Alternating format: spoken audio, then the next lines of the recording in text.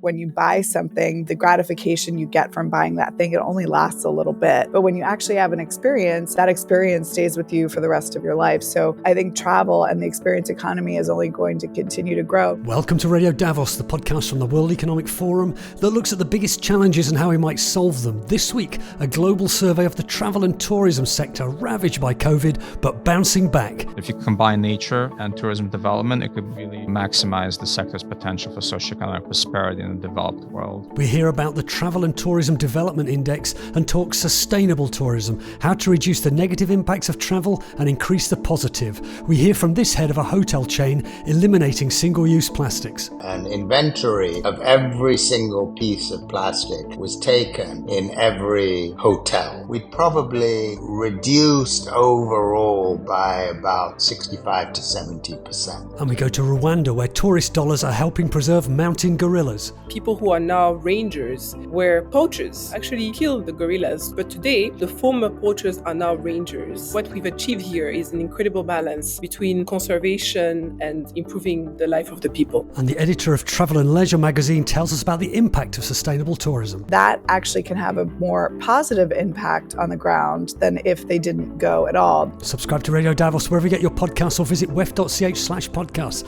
I'm Robin Pomeroy at the World Economic Forum, and with this look at travel, tourism and sustainability, That's a better way to travel, ultimately. this is Radio Davos.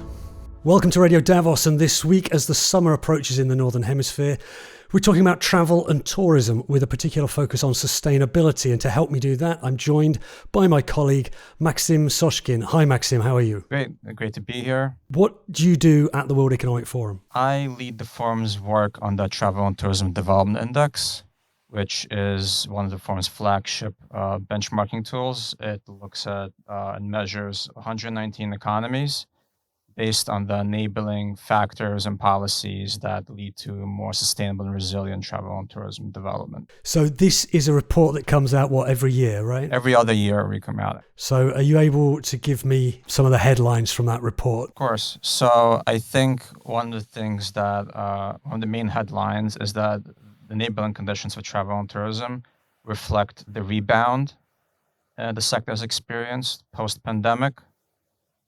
We see enabling conditions being backed up by a rebound in global air route capacity and connectivity, improved international openness. A lot of countries have improved their visa openness since the pandemic. And there's also been an increase in demand and investment in tourism generating natural and cultural resources. So we see that 71 out of the 119 economies that we rank in the index have improved their scores past their pre-pandemic 2019 levels. However, despite this growth, non-leisure demand, so like essentially business travel, is still behind that of leisure. And we're seeing a lot of labor shortages, especially in more advanced economies, and air route capacity and connectivity, capital investment in the sector, productivity, and other supply factors, while our recovering, have not kept up with the rebound of demand because there's been a lot of pent-up demand. That's caused very strong growth as the sector during the pandemic cut a lot of its investments and capacity. So the supply and demand imbalance has led to, and in a way amplified by inflation that we've seen broadly around the world, has led to a decline in price competitiveness. So travel has become a little bit more expensive. And also there's been some service disruptions as well. And particularly you can see that in the airline industry where often the air route capacity is not where it ought to be given people's demand for or want to fly. Why service disruptions? What's happened there? So it's essentially due to the fact that during the pandemic, there's been a lot of cuts in capacity. So like you think about like air route capacity, right? So then essentially what happened is when demand recovered, we found out it's not as easy to restart operations as it was to shut them down. So there ended up being this gap. And you're looking globally. Yes, this is globally, yeah. At the industry. Is there anything you can tell us about kind of regional trends? Yeah, so we see that in many ways the recovery was more stronger in regions like Europe and the Middle East. In Europe in particular, there's a lot of interconnectivity between the different economies. So once travel restrictions lifted, there was a lot more travel. We saw a slight delay in Asia as those economies like China and others were a little bit slower to reopen their travel and tourism segments. But now they're actually more or less the ones showing the greatest growth because they're essentially catching up with a lot of the rest of the world. So this report is an index. You're giving a score to countries. Is that right? Yeah, exactly. And what's that based on? What are you putting together to find that number?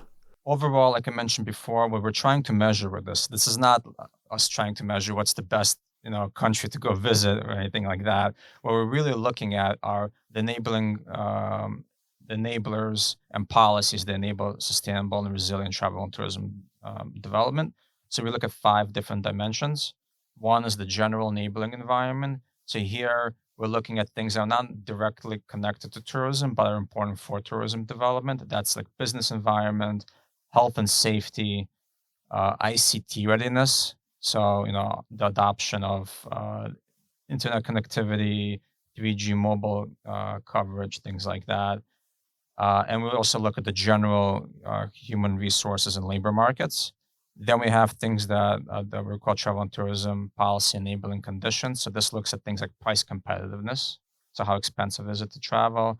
We look at openness to travel and tourism. So that's where we're looking at visa policies, how easy it is to travel with a particular country's passport, how welcoming locals are to visitors. And we also look at prioritization of travel and tourism, which is really us looking at government support for the sector. We also then look at infrastructure, and that includes transport infrastructure, so ground and port and air transport infrastructure and capacity. We also look at travel and tourism infrastructure, tourist infrastructure and services. So that's where we look at things like the availability of hotel rooms in the country, even capital investment in the sector, and the productivity of the travel and tourism specific labor force. Then we look at travel and tourism resources. So really, this is why people travel to a particular destination, right? So we're looking at countries' natural and cultural heritage, and also non-leisure resources. So that's like uh, the location of globalized cities, major headquarters of global companies, things like that. And for cultural and natural resources, I think it's important to note that we're not just saying uh, how rich a country's cultural and natural resources are, but we do in a way measure that innate aspect, but also we're measuring how well a country has developed those resources for use within the travel and tourism sector. How well are those resources or attractions advertised to the world as well? And then lastly, we look at travel and tourism sustainability, where we look at environmental sustainability of the sector, where we look at energy sustainability, issues related to pollution. Also, we look at things like preservation of nature, which is very important for the sector. We look at the socioeconomic impact of the sector. And finally, we look at demand sustainability. So that's looking at things like seasonality of demand. Uh, we have metrics that look at things such as how concentrated demand is in particular attractions versus the broader economy. So how well distributed tourism is within an economy. Those are the kind of things that we take a look at. Well, we're going to come back to sustainability, but can you give us an idea of, are there always countries that are always towards the top of this this chart? The top 10 don't necessarily always change that much. So typically the top 30, we see it mostly dominated by economies from Europe and Asia Pacific. The top 10 often being Germany, United States, Spain, France. But then from Asia, we get countries such as Japan, China on the top 10. So of the top 30, 19 are actually from Europe, 7 are from Asia Pacific, 3 are from the Americas, and only 1 from the Middle East and North Africa. And also, the top 30 tend to be dominated by high income economies. So we see that a lot through all the different enablers of travel and tourism development. Things like infrastructure, business environment, health and hygiene, and safety and security are typically correlated with level of economic development in the country. So in those areas, more developed high income countries tend to have an advantage. And in general, the top 30 tend to have overall benefit from, again, like favorable business environments and labor markets, open travel policies that tend to be more open to the world when it comes to ease of access to the country. They have more advanced ICT adoption, excellent transport and tourism infrastructure, and also they tend to also have rich natural, cultural, non-leisure attractions. And due to that, the top 30 actually account for over 75% of travel and tourism GDP in 2022. So it's a very highly concentrated sector globally. What would you say is the point of creating this index? Are there lessons to be learned? Do you think a government or a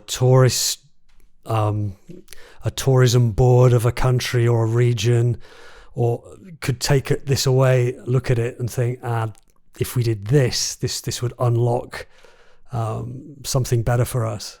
Yeah, absolutely. I think that it's a very useful benchmarking tool for a lot of governments around the world. The sector, in many ways, this is a benefit of the sector. It's very heterogeneous. It's very, it has a lot of different players involved. So within travel and tourism itself, you're talking about hospitality, airlines, infrastructure companies, right?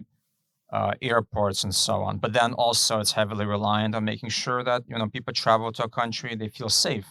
And that there's a healthcare system that in case they get sick or they're not exposed to disease, right? And then there's a friendly business environment. So it's a highly interconnected segment of the economy that relies on a very broad number of stakeholders. And what this index does is it really highlights all that, the interconnectivity of the sector, and that we can't just focus on one of those areas without, you won't necessarily be that successful if you take a very narrow-minded, siloed approach to the sector. It really requires a lot of coordination between different stakeholders. So it's not enough to build a shiny new airport, for example. Yeah. There's a whole lot of other things that have to go with that. Exactly. And sustainability is actually one of those factors as well. There's always a balance between encouraging growth for the sake of just growth and doing it in a way that maximizes the environmental, social, and economic benefits of the sector for local residents as well. Yeah, and that's, as you mentioned, a chapter of your report. And there's other people at the World Economic Forum engaged in sustainable tourism. There's a thing called the Global Future Council on the Future of Sustainable Tourism. And the Global Future Councils, they've been on Radio Davos before.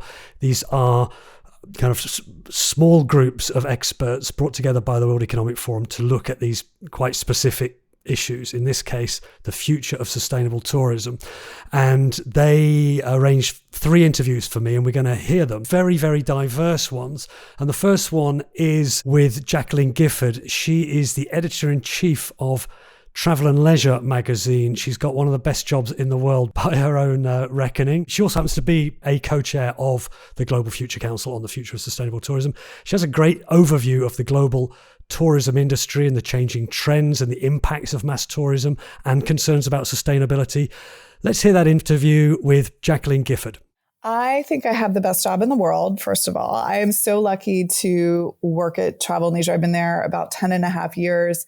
I am constantly on the road. I consider myself fortunate to be able to meet people in tourism, to understand, this from a global perspective, but really distill trends, information down to an American audience and give them inspiration to get out there and explore the world. We have an amazing team of editors at Travel and Leisure who are based in New York and Los Angeles. And what we do is really give them inspiration. And I'm probably on the road once a month. And what's, again, amazing about this job is we've seen the experience economy take off and people are valuing travel above everything else. And I feel like what I do is really just give them the tools they need to get out there and go. Right. And tourism, maybe a couple of generations ago, was seen as a very aspirational, a very positive thing. Travel the world, broaden your horizons, expand your mind. I'm guessing you still have confidence that is the case from travel, right? I believe that. I think we saw coming out of COVID, I should add too, obviously, you're on this global listening tour. We have a team of people in New York and Los Angeles who are then distilling all that information and crafting beautiful, inspirational stories. And I think the best part of Travel and Leisure, we reach 15 million people a month on our site. We have 1 million subscribers to the magazine. The amount of people who want to travel and learn and are curious, it's growing. That's the best part. And like you said, it's inspirational. The idea years ago that people would take a trip and it was only for the super affluent, that's completely changed. We've seen the experience economy grow over the past 15 years. And now instead of buying things and consuming, which ties to sustainability, obviously people want experiences. And studies and research shows that when you buy something, the gratification you get from buying that thing, it only lasts a little bit. But when you actually have an experience and say you go to Rome with your family and you learn how to make pizza together at a beautiful restaurant, that experience stays with you for the rest of your life. So I think travel and the experience economy is only going to continue to grow. And we've seen coming out of COVID, to be honest, that's just gone into hyperdrive because people were shut indoors. They had that taken away from them. So now there's this desire to do more and see more because they feel it could go away again at any time. The added complication to that, though, these days is the sustainability, be that the environmental impact of flying or other modes of transport, carbon emissions, also the potential damage we do to environments, nature, or overcrowded cities. And there's all kinds of problems, and it's kind of fraught. I wonder if you get feedback from that from your listeners on, I'd love to do that, but I just can't bear the guilt associated with it, or the damage I might be inflicting on the world or the place I'm going to.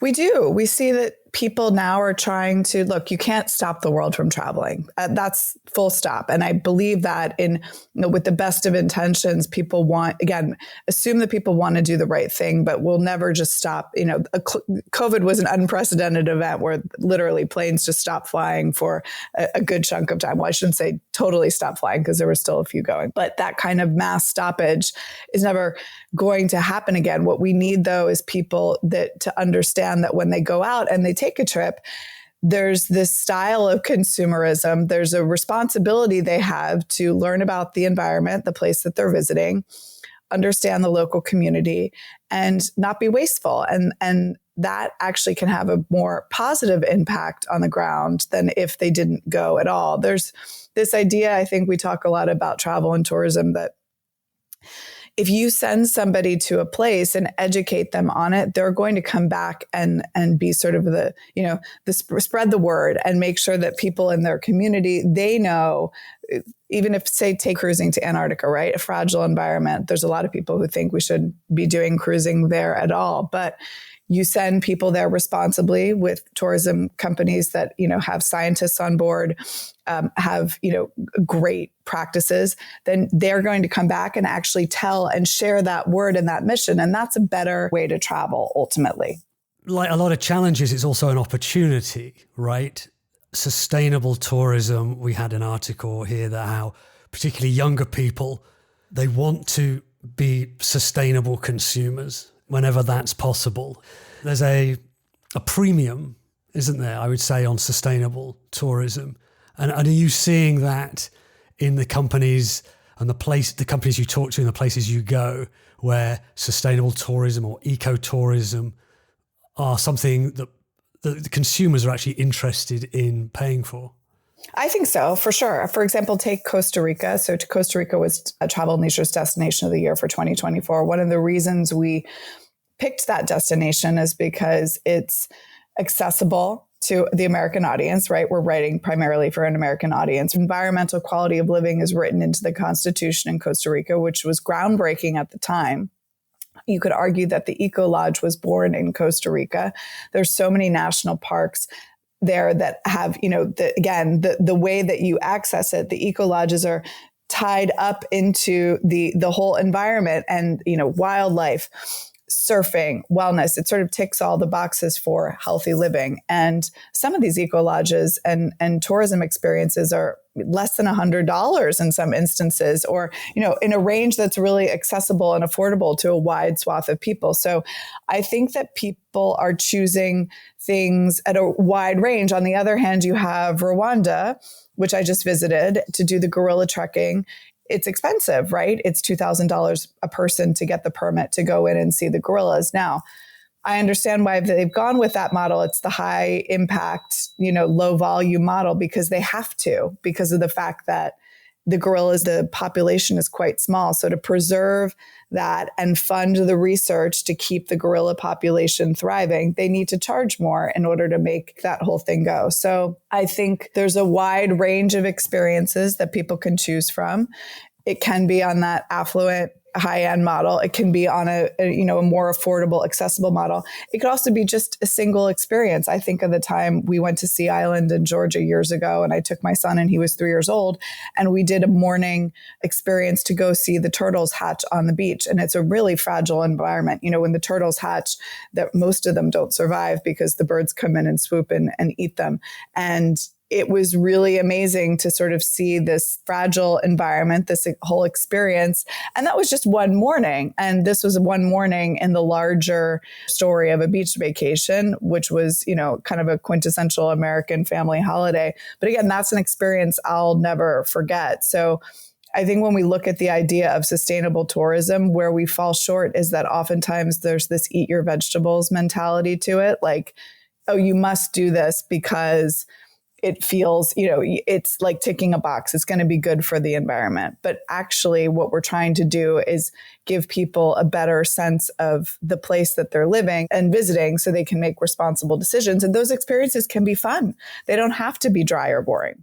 I guess the beauty of that is, in an ideal world, the money you're spending there is going to, certainly in the Rwanda case, to preserve those environments, which otherwise will be under pressure from maybe deforestation, for other ways to produce income, to produce revenue from those natural resources. What about another element of sustainable tourism? People go to hotels and you always see the thing about don't throw your towels on the floor because you'll save the environment by not making us wash them. Are there ways that you're seeing that hotels and other parts of the tourism industry are trying to make themselves, and I hope without just greenwashing, they actually are making ways, they're making what they do and what we do in those places more sustainable? Are you seeing that happen as well? I am. I think that, that example is a brilliant one because a lot of hotels do it. And yes, you could argue it does help their bottom line and conserving water, certainly in the United States and some of the Western states where that's a real huge issue. Sure. The reality is though, that educational piece, leaving a sheet of paper on your pillow to say, do you want to throw your towels in the tub or leave them on the floor or hang them back up? That's not actually really taking it a step further and doing some educational experiences. So I think one thing that I'm I don't want to say bullish, but yes, I will say bullish on, and a lot of companies are looking at this more critically now, is food waste. And that's something that everybody can get involved in.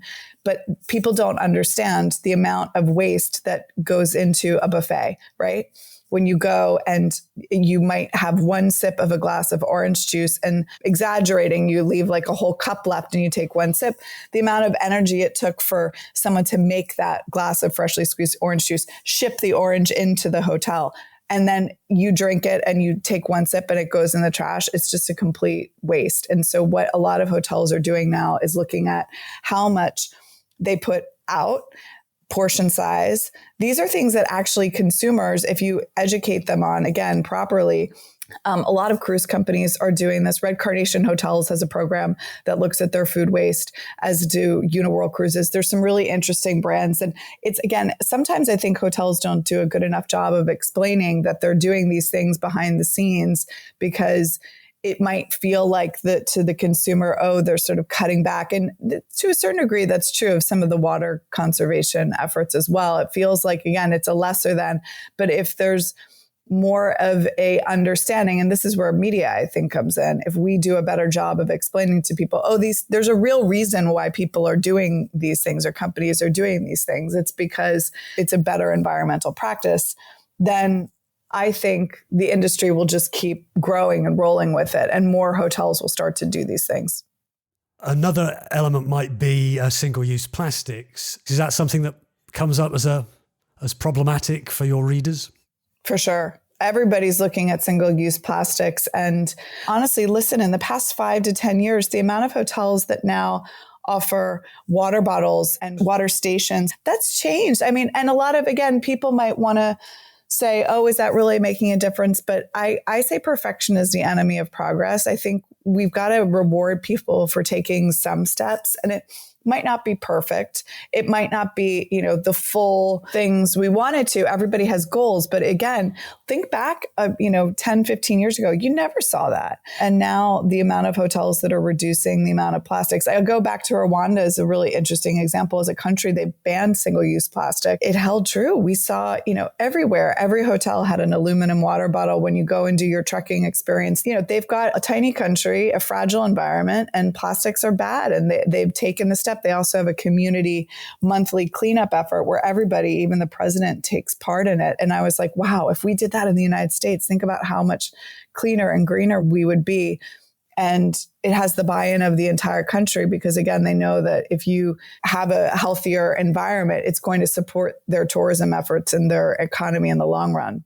And maybe this is part of what you were saying about the broadening people's horizons. If you're going from what is often a richer country like the United States to a poorer country like Rwanda or even Costa Rica, there might be the arrogance of you're not going to learn anything from these countries. Whereas these, to cite those two examples, are countries that have made huge strides when it comes to protecting their environment.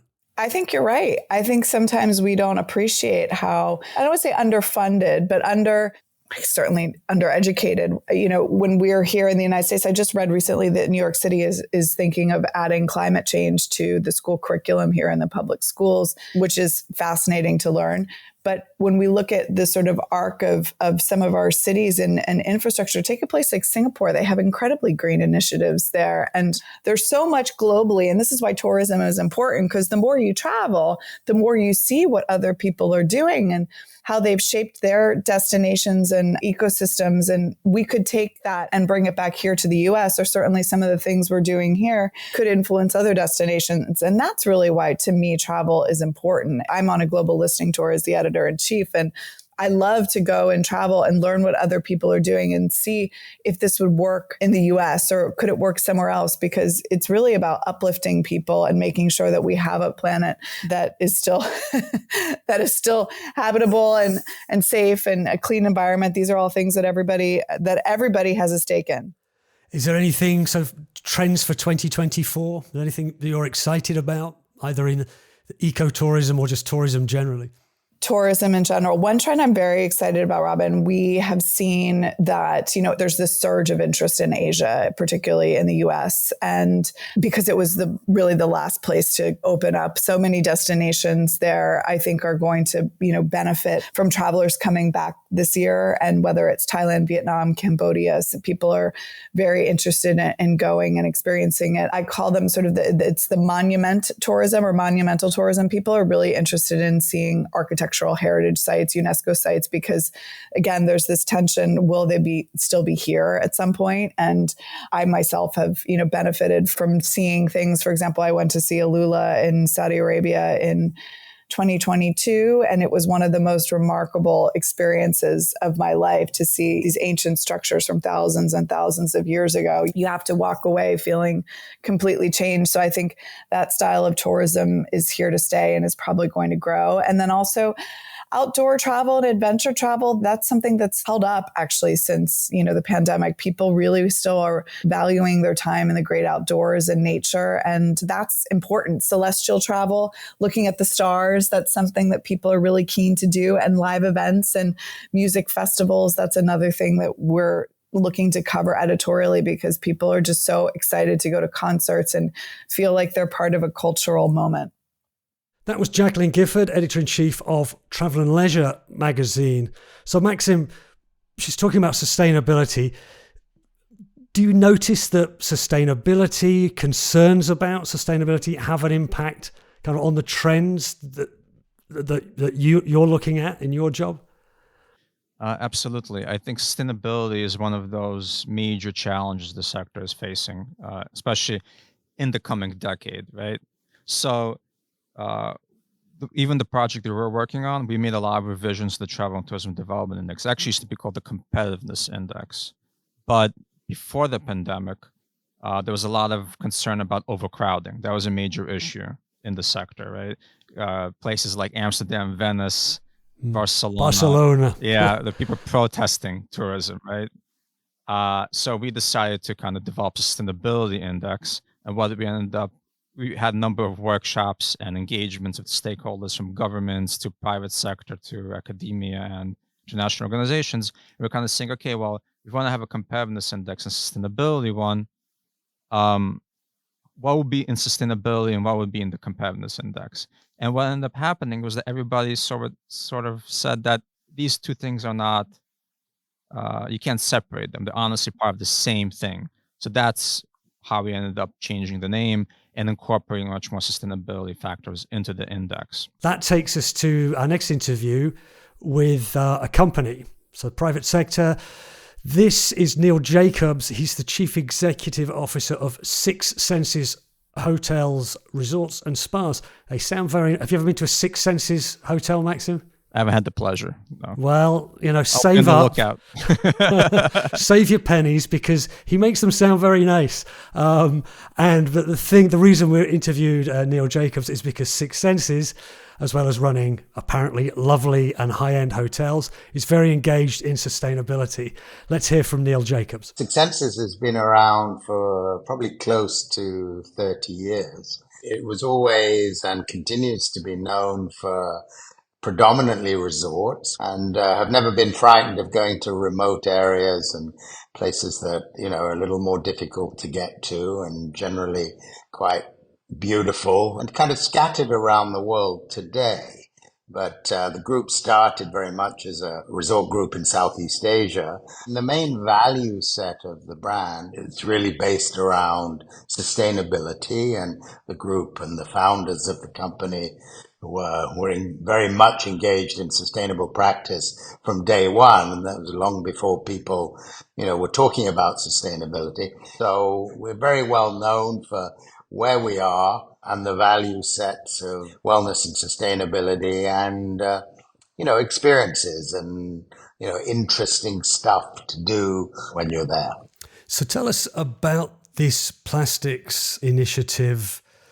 You're a signatory of the Global Plastics Initiative. Could you just tell us in a nutshell, for anyone who doesn't know, what that is? And then we can talk more specifically about what you're doing at your hotels.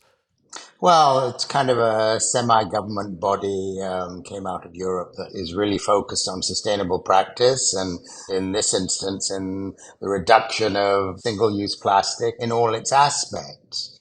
For us, even prior to being part of kind of meaningful entity, we took a view going back about 4 or 5 years now that we wanted to eliminate single-use plastic from all of our properties. And this gave us an opportunity to really take a deep dive into, the back of house and the supply chain aspects of plastic products. I mean, every property we have allocates 0.5% of revenue to sustainable objectives in the jurisdiction where those hotels reside. So plastic was one of those group objectives whereby we went out to all our executives and said, this is what we're going to do. This is how we're going to do it.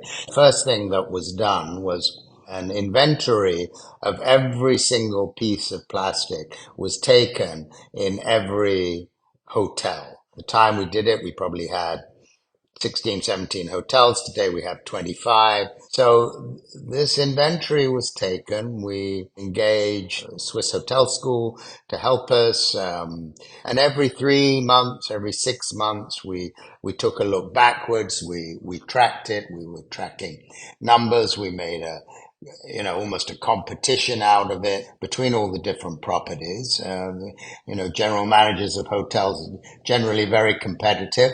So that was a good thing. And to give you an example, we worked in, to say, remote destinations. So, on a remote island in Thailand, the fisherman would always show up in the morning with his catch from the night before, and it would all be sitting in a plastic crate, or worse, perhaps even a styrofoam crate. So it was also about how do you, in these kinds of environments, manage that supply chain, because this fisherman has been doing that for all his life and just doesn't see what the issue is. Also, we would go into kitchens and say to our very, eloquent, very highly trained executive chefs, that they can't cook sous vide anymore, which is where you put the fillet of fish, right, in the plastic bag and steam it, and it's very nutritious. And they would look at us in absolute horror. What do you mean? This is really good. I said, well, firstly, it's not that good because you're getting microplastics in the food, like it or not. And secondly, how did you cook before there were plastic bags? So let's find the right way to do it. So these were a couple of the challenges that we were faced with. And it took a couple of years before there was really good traction in this. So middle of 23, we looked at where we were and what was left, and we took that major inventory again. And pleased to say that we probably reduced overall by about 65 to 70%. It was not 100%, but it was still a huge amount. And we found that the majority of what was left could be classified into about 18 items. So which were they? What are the hardest things to eliminate? Can you give us an example?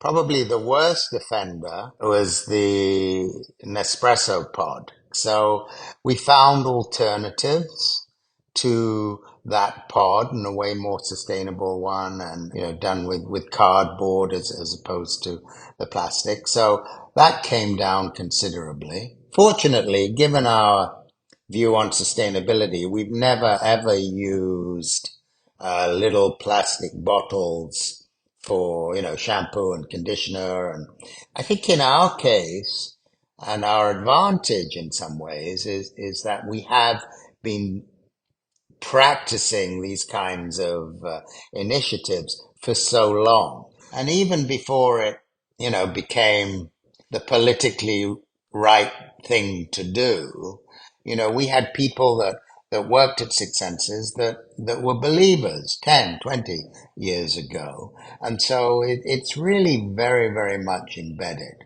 So you say it's embedded kind of in the DNA of the brand, and it's pushed by members of staff keen on this idea. I wonder also, is it a selling point? Do you have any evidence that your customers want this and they would be disappointed with you if you weren't delivering it? Yeah, we have plenty of evidence, and that shows up in perhaps the high level of repeat business that we benefit from. And, the sad part is it's not for everyone. There are people that still today don't really care about it, but the good news is very much that the train has left the station. Certainly the younger generations care a lot more about it than older people. Our employees care about it, but it's changing, so that's gratifying. You're running luxury hotels. Your customers are high-end customers with a lot of money to spend, and perhaps you can afford to do this. Could this go through the whole sector? There's a risk that the greener, more sustainable tourism becomes the luxury add-on for those who can afford it. Do you think there's any way of greening the broader, wider tourism sector?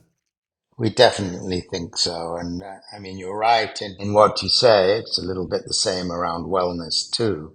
So it's how do you almost, democratize it? And, I don't think that's about how much money you earn or not earn. I mean, it's about a point of view. It's how are we contributing to the jurisdictions where we build hotels without just saying, oh, we provide employment, we do this, all of which is true. But how do we take that step further? And it needn't cost. You can do plenty in a $200 or $300 a night hotel. It doesn't have to be $1,000 a night to touch somebody's heart and have them participate in green initiatives.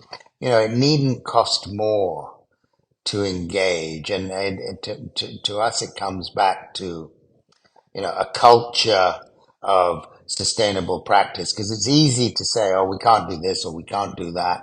It's way more difficult to be having some impact. To your point, though, about how do other groups do it, we are putting the final touches on the how-to document, discussing internally as to making it a very open source kind of initiative and sharing it with the industry. We have 4 or 5 years of graft into it, and although we think it, on a commercial level, that there's a little bit of a competitive advantage by doing that, the most important is that as many people as possible fight the fight, so to speak. So you said you'd achieved not 100% of the goal of plastic waste. So, where do things go from here? What are your priorities now when it comes to this kind of green agenda? We're now, like many, focused on carbon and carbon reduction and, looking at alternatives to just carbon offsets.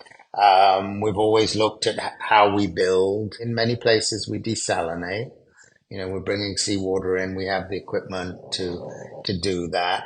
We don't, as a brand, for example, you cannot buy at a Six Senses a bottle of Perrier or an Evian. We will not ship water around the world. Nothing to do with plastic, because even in glass bottles, we won't ship it around the world. So all of our hotels during the construction and the development phase have pretty sophisticated reverse osmosis plants where we're making our own still water and sparkling water basically on site. But all the proceeds from that water go to a water charity, but predominantly a local initiative for conservation of water, preservation of water. You have a mangrove conservation project somewhere. What's that one? We do.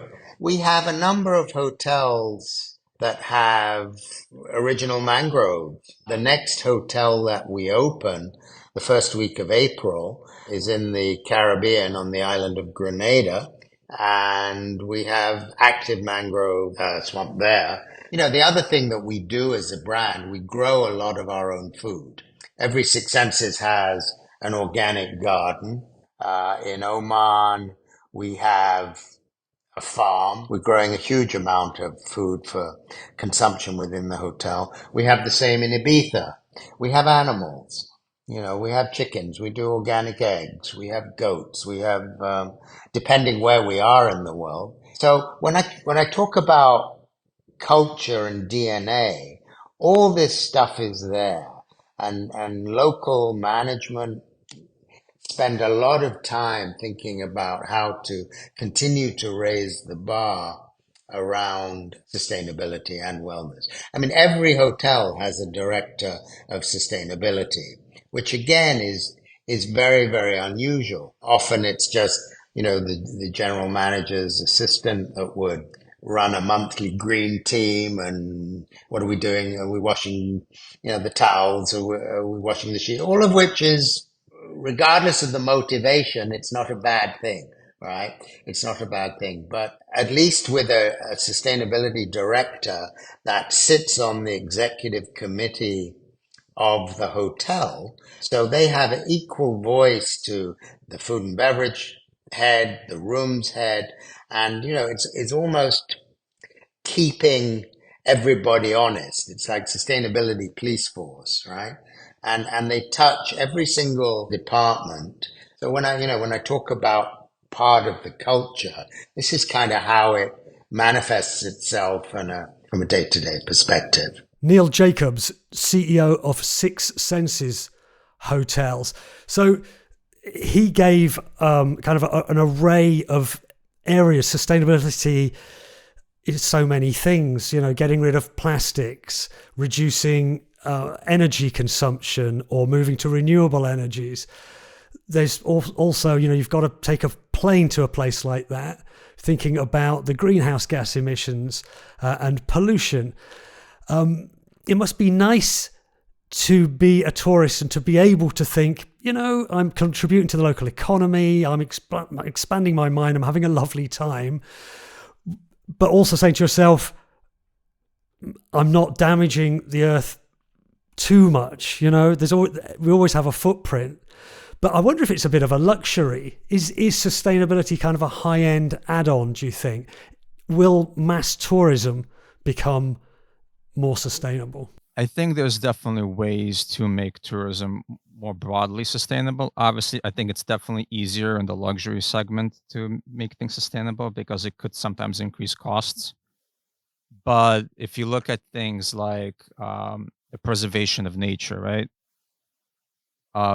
The sector fees for things like safaris or entrance to national parks, they bring hundreds of millions of dollars to preservation efforts in Africa. And often that's how many national parks get their funding. That's something that's sustainable, or helps at least sustainability and preservation of nature. Then we look at the ability for some destinations, and I think this is definitely for more richer cities and areas to implement, at least right now, which is the application of big data and combining that with real-time information to manage the flow of tourism, right? So I think one of the problems is we have things like overcrowding, either in nature areas or in cultural sites or in the center of cities, is that people tend to see, okay, I want to go to this one particular attraction, and everyone goes there and it's super crowded. I remember I was in Florence one time, and I was looking at the dome, and it's beautiful, but then at the same time, I really can't help but realize I'm surrounded by like 1,000 people. But by providing people real-time information, you might be able to change the flow of them. So, for instance, they've done tests, I think back in Amsterdam, where they gave people who are waiting online or want to go to a particular museum, here's the waiting time to get into this museum. And people said, you know what, that's a little too long. I'll go on a less busy time.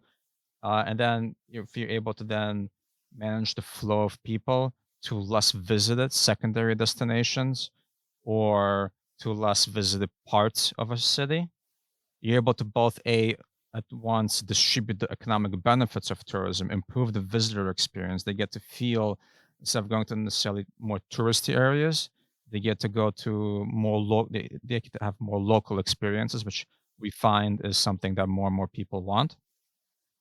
And that reduces pressure on town centers and makes locals a little bit more. I think it has the potential to reduce tensions with locals, especially in heavily visited areas. So there's definitely things that can be done to make sure that this isn't just for the luxury market, but there's definitely a lot of room for improvement in those areas. We're still in the early stages, I would say. One of the things you mentioned there was Africa and fees for visiting exceptional nature reserves. So that leads us to our final interview from the Global Future Council on Sustainable Tourism. We're going now to Kigali in Rwanda to speak to the Chief Development Officer for the Rwanda Development Board. This is Michaela Rugwizangoga. Yes, so my name is Michaela. I am the Chief Tourism Officer at the Rwanda Development Board, and I basically oversee the tourism sector in Rwanda, as well as the brand Visit Rwanda, which is one of our campaign call for action that we have. This podcast episode is about sustainable tourism. If I'm a tourist coming from anywhere in the world, what kind of sustainable tourism could I do there? Basically, our positioning in terms of tourism has been based on ecotourism, We offer a high-end experience, but an ecotourism experience. Our main tourism offer is the mountain gorillas. This is why most visitors actually come to visit Rwanda. And our country has been a champion of conservation over past 30 years, since 1994, but essentially also since the last 20 years. This year we are celebrating the 20th anniversary of Kwitizina. Kwitizina is our baby gorilla naming ceremony, where every year we give a name to new baby gorilla born during the year. And to do so, we invite conservationists, scientists, celebrities from all over the world to come and give a name to the baby gorillas. The population of mountain gorilla, which was almost extinct 30 years ago, today we have 30% increase in the population, and all the programs around it are holistic and centered around conservation. What would a tourist expect coming to Rwanda to visit the countryside, to hoping to spot those mountain gorillas? I mean, describe to someone who's never done that what the experience would be like. So Rwanda is one of the 3 countries in the world where you find mountain gorillas. And the experience is often described as life-changing, and for really good reasons. Your hike will take about between 1 hour or 4 hours, depending on where you find the family. The trackers who work in the park will guide you through the visit. And then you're allowed to stay with the family for 1 hour, observing them, observing their behavior, seeing them move around. Usually we have a group of 8 visitors. People who have done it have said that it's incredible. I mean, the gorillas have almost 98% DNA sharing with human beings. So to see that in real life is quite amazing. But of course, the Volcano National Park, which is the home of the mountain gorilla, is not the only attraction that we have. Visitors coming to Rwanda can also visit the Nyungwe National Forest, which acquired UNESCO World Heritage status last year. They can also do a safari in the Akagera National Park, where you have the Big Five. Also in the Gishwati Mukura Park, observe the golden monkeys and other monkey species. Yeah, so the experience is broad. How ecological is it, do you think? Because surely if I was a mountain gorilla, I'd rather be left alone and not have to contend with, I don't know, Land Rover trips of tourists from around the world. Is it really ecological, do you think? We have a limited number of gorilla mountain family. And for those who have followed the growth of the tourism offering in Rwanda, you've noticed that our ticket price to visit the gorilla is currently at $1,500. It's not a low price, but there's a reason why we put it at that price. We put it at that price because first we want to guarantee an experience. We also reinvest the revenues from the national park to sustain the gorillas. And also we reinvest 10% of the revenues of the park in the communities surrounding the national park, which means building schools, building hospitals, building roads, and so on and so forth. This program is called the Tourism Revenue Sharing Program. It's been quite successful. We injected about $10 million in the communities, and that has proven to be life-changing for the people living around. So it's not mass tourism. Here we really do look at the number of visitors who come, but we want to guarantee an experience that is unique, but that is also meaningful. What if this tourism didn't exist in this way? What kind of threats would there be to the natural environment, to those gorillas and to the forests? Where are the pressures coming from? A couple of years ago, a lot of the people who are now rangers were poachers. They would actually kill the gorillas to sell to whoever wants pieces of their bodies or for whichever reason. But today, the former poachers are now rangers. It's about earning a living. It's about dignity. It's about seeing changes. I think what we've achieved here is an incredible balance between conservation and improving the life of the people. The tourists that come, I'd be interested to know where they come from geographically, if you've got any kind of data like that you can share. But I mean, is the fact that this is ecotourism, and does that add to the appeal? Obviously, people want to see these fantastic animals and this beautiful countryside. Presumably, there's lots of other interesting experiences they can have in Rwanda. But are they also thinking, I'm doing some good here as well? Because I think there's sometimes a lot of guilt attached to tourism in some cases. Yes, definitely. The visitors who come to Rwanda understand that themselves are conservationists in a way because they do good and the revenue that they bring into the countries are used for positive reasons. So the US is our first source of tourists. Then the UK, Canada, and Europe come third position. And slowly, we see a growth in the African market, essentially from Nigeria and South Africa, but our main source is really US, UK, Canada, and Europe. Is there something that you've learned by doing this that other countries could learn from? I wonder whether in your position, people come to you and say, is there a model that you've produced that could be used elsewhere? Do you ever talk to your counterparts in other countries around the world? We often say that we don't want to give lessons to other countries, but if there's anything that can be inspiring, definitely we are ready to share. And we have a lot of cooperation project with other African countries.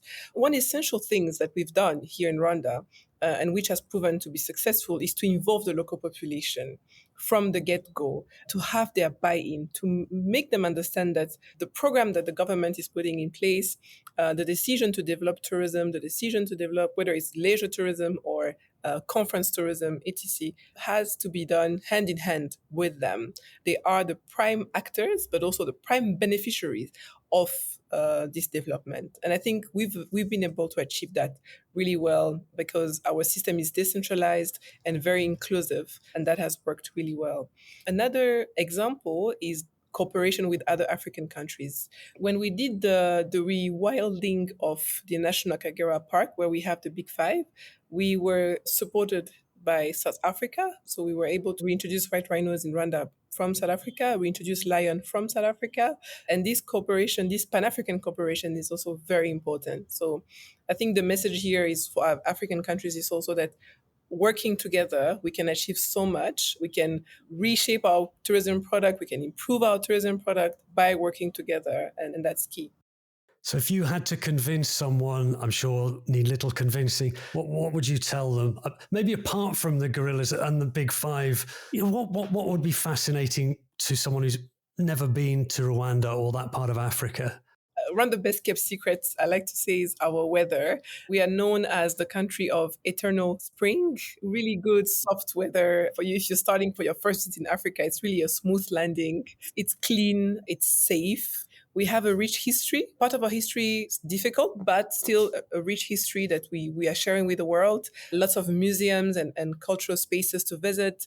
Artistic life is vibrant. Today, we come also number 2 in Africa in terms of conference and event, and that means incredible events to see, from concerts to the NBA Basketball Africa League competition. Every year in May, we welcome the Africa NBA game.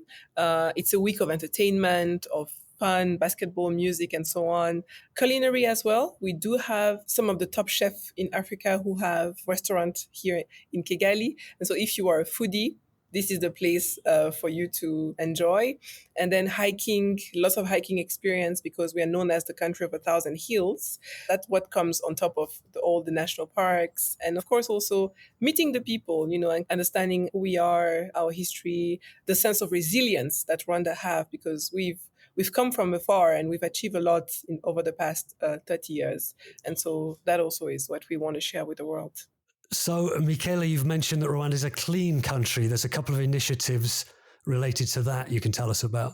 Yes, indeed. Rwanda commitment to cleanliness and community welfare shines through its monthly Umuganda initiative. Umuganda is a unique tradition that we have, which can be loosely translated as coming together for a common purpose.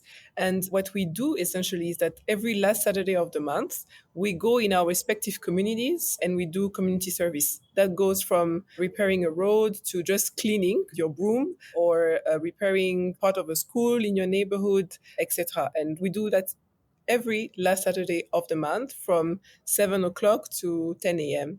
And in addition to that, for the past 10 years, Rwanda has banned plastic completely. So when you shop in the supermarket, you're given a paper bag. If you reach the airport with some duty-free plastic bag, you will be kindly asked to leave them there and they will exchange the bag with some eco-friendly material. So we are completely fully dedicated to protecting our environment and being conscious of what it takes to get there. That was Michaela Rugwizangoga, Chief Development Officer for the Rwanda Development Board. So Maksim, in your report, do you have facts and figures that would kind of speak to that subject? Yeah, I think that she talked a lot about the gorillas and national parks in Rwanda, and I think that actually brings up a very interesting angle for the travel and tourism sector. So, as I mentioned earlier, high-income economies accounting for like 26 out of the 30 top scorers, right, on the overall index. However, when it comes to natural resources, 21 of the top 30 in that category are actually low to middle income countries. So it's clear that things like nature tourism are a good resource and have a lot of potential for the development of these countries, right? So if developing economies can leverage this potential and their heritage, their innate natural resource heritage, to drive investment into other enablers like infrastructure or even improving safety and security and training, that could translate into a very much more broader economic development that have benefits even beyond tourism. Because again, tourism relies on so many different segments and even manufacturers of cultural goods and small businesses. Over 80% of the tourism sector is made out of small and medium enterprises. And that's even greater if you include micro enterprises, right? A lot of youth employment, a lot of women employment. So the benefits, if it's properly managed, could be really great. And also we found that thanks to new World Travel and Tourism Council data, that on average, at least among the economies that we've ranked, 33.2% of travel and tourism jobs are in relatively high wage segments when it comes to low to middle income states. So the benefits of tourism there are, so if you combine nature and tourism development, it could really maximize the sector's potential for socioeconomic prosperity in the developed world. Fantastic. I mean, there's so much in your report, the Travel and Tourism Development Index. People can find that online. There's links in the show notes to this episode. Maksim Soshkim, thanks very much for joining us on Radio Davos. Thank you. You can read the Travel and Tourism Development Index on the World Economic Forum's website. Links in the show notes. Please subscribe to Radio Davos wherever you get your podcasts, and please, if you can, take a moment to leave us a rating and join the conversation on the World Economic Forum Podcast Club on Facebook. This episode of Radio Davos was presented by me, Robin Pomeroy, with editing by Jerry Johansson and studio production by Taz Kelleher. Radio Davos will be back next week, but for now, thanks to you for listening and goodbye.